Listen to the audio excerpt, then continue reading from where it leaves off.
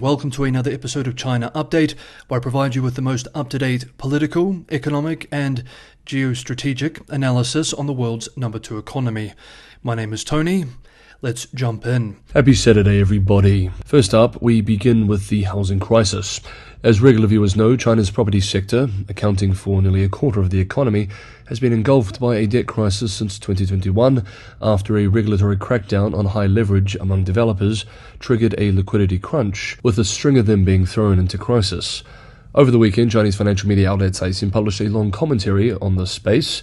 In the piece, the outlet argues that China's cash-strapped property developers have been thrown a financial lifeline by the government through a new strategy, putting eligible housing projects on whitelists compiled by local authorities to help them get bank loans. But the policy, the outlet writes, is creating tension between officials, quote, desperate to rescue their stagnant local property markets and financial institutions who are under political pressure to hand out credit but are worried that lending to projects in a depressed market is high risk and could saddle them with more non-performing loans, end quote. The piece says that the pressure to disperse loans under the policy is significant for both the heads of local branches of national banks and the presidents of city commercial banks. Local governments have been convening meetings frequently with banks to report on the overall progress of loan disbursement and corporate lending to projects listed in the whitelist mechanism. One banking insider told the outlet, quote, bank presidents who perform poorly will be reprimanded. And as for obtaining resources from local governments, they can forget about it, end quote. An official working in the credit department of a major state-owned bank told Caixin that although local counterparts of the housing ministry have forwarded a significant number of whitelisted projects to the bank's branches nationwide, only a few are of high quality and even fewer meet the bank's lending criteria. Quote, some projects that clearly do not meet our loan requirements appear on the list, end quote, one official said. From the bank's perspective, the outlet explains, adding a project to a whitelist does not mean it is risk-free. It merely serves as a bonus point.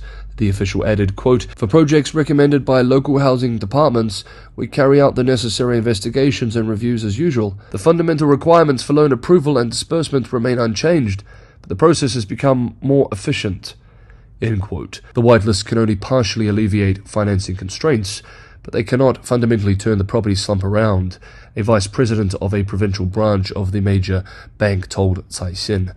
The biggest problem facing the housing market is sluggish demand, be it from first-home buyers or those wanting to upgrade, he said, noting that optimism about the outlook has evaporated.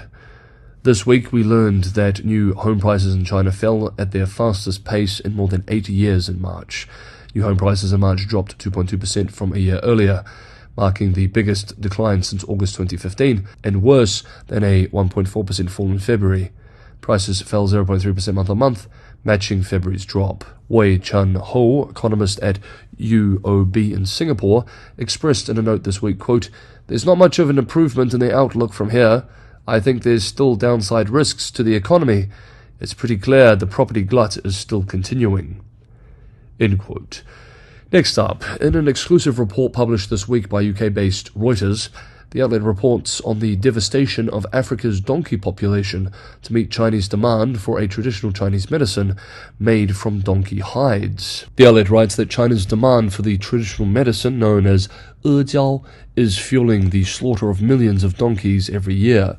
Jiao, which is made using collagen extracted from donkey hides, quote, is the vital ingredient in food and beauty products believed by many Chinese consumers to enrich the blood, improve the immune system, and prevent diseases, end quote.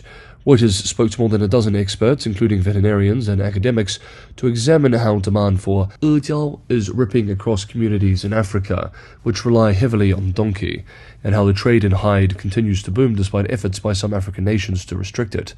The jiao industry requires an estimated 5.9 million donkey skins annually, Reuters writes, which has put unprecedented pressure on global populations, according to a report released in February by the Donkey Sanctuary. China's donkey population has fallen more than 80% to just 2 million from 11 million in 1992, prompting its jiao industry to source donkey skins from overseas. Next up, we move to the Russian war in Ukraine. If you're getting some value from today's episode, as always, it's a huge help if you can hit the like button. Patreon and Buy Me a Coffee links are in the description below for those who can go the extra mile and help me keep the channel financially sustainable. Thank you so much, everybody, for the ongoing support. Next up, and finally for today, Feng Yujun, Vice Dean of the Institute of International Studies and Director of the Center for Russian and Central Asian Studies at Fudan University, published an opinion piece in UK-based outlet The Economist. The piece is quite something, as the veteran China academic takes a very contrarian position on the Ukraine war and Beijing's relationship with Moscow. It is rare to see such a public critique of public policy in a sensitive area, especially in English. The piece also gives us an idea of how Chinese specialists are thinking about the conflict and its geopolitical implications, and suggests that in private, policymakers are exploring ideas very much at odds with Beijing's public position towards Russia and the war. To end today's video, we will examine some of the piece, which we are now quoting selected excerpts from directly. The war between Russia and Ukraine has been catastrophic for both countries, with neither side enjoying an overwhelming advantage and their political positions completely at odds. The fighting is unlikely to end soon. One thing is clear, though. The conflict is a post-Cold War watershed that will have a profound, lasting global impact. Four main factors will influence the course of the war. First is the level of resistance and national unity shown by the Ukrainians, which has until now been extraordinary. The second is international support for Ukraine, which, though recently falling short of the country's expectations, remains broad. The third factor is the nature of modern warfare, a contest that turns on a combination of industrial might and command, control, communications, and intelligence systems. One reason Russia has struggled in this war is that it is yet to recover from the dramatic deindustrialization it suffered after the disintegration of the Soviet Union. The final factor is information. When it comes to decision-making, Vladimir Putin is trapped in an information cocoon, thanks to his having been in power for so long. The Russian president and his national security team lack access to accurate intelligence. The system they operate lacks an efficient mechanism for correcting errors. Their Ukrainian counterparts are more flexible and effective. In combination, these four factors make Russia's eventual defeat inevitable. In time, it will be forced to withdraw from all occupied Ukrainian territories, including Crimea. Though the war has been hugely costly for Ukraine, the strength and unity of its resistance has shattered the myth that Russia is militarily invincible. Ukraine may yet rise from the ashes. When the war ends, it can look forward to the possibility of joining the European Union and NATO. The war is a turning point for Russia.